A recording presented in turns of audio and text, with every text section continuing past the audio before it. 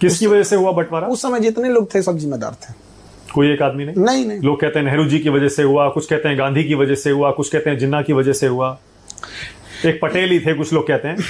इन सब को हटा के अगर अंबेडकर साहब रहते तो सब समझ आते। सबसे बड़ी मिसिंग होती है, लोग अंबेडकर साहब को आज़ादी के टाइम अंडर एस्टिमेट कर देते हैं।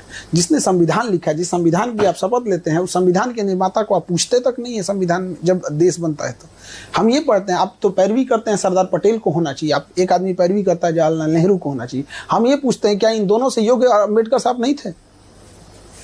आप इन्हीं से पूछिए कि आप दोनों से योग्य थे कि नहीं थे। अंबेडकर साहब वो व्यक्ति थे जिनके हाथ में था एक अलग देश बनाना। 1932 रैमजे मैकडोनाल्ड प्रधानमंत्री, लंदन में बैठ के गोल में सम्मेलन चल रहा था, गांधी जी और वहां खड़े थे, वापस आए, इन्होंने कहा कि मुझे दलितों के लिए अलग देश नहीं चाहिए, बल्कि मुझे उनके लिए आरक्षण चाहिए ताकि मैं उनका उत्थान कर सकूं। क्या जिन्ना से कम पावरफुल थे अंबेडकर साहब? नहीं, उनकी देशभक्ति पे सवाल उठा देते हैं सर। अगर वो चाहते तो वो जैसे जिन्ना ने बनाया था बना सकते थे। सबसे योग्य कोई व्यक्ति था उस समय तो अंबेडकर साहब, जिसकी कोई चर्चा नहीं। उन्हीं को प्रधानमंत्री बिल्कुल होना चाहिए, तो सब लोग एक्सेप्ट कर लेते, इवन जिन्ना भी एक्सेप्ट कर लेता, इधर इंडिया भी एक्सेप्ट कर लेता, लेकिन अपना पर्सनल ईगो में वो एक इंसान छोटी जाति से आता, वहां भी दिखा दिया लोगों ने। तो गांधी जी जिम्मेदार हैं? बिल्कुल, सारे लोग एकदम गांधी हो जाए, अम्बेडकर, जिन्ना हो जाए, जितने लोग अंबेडकर साहब रहते तो एक्सेप्टेंस देखिए, कुछ ऐसे लोग होते हैं जिनका एक्सेप्टेंस सब करता है।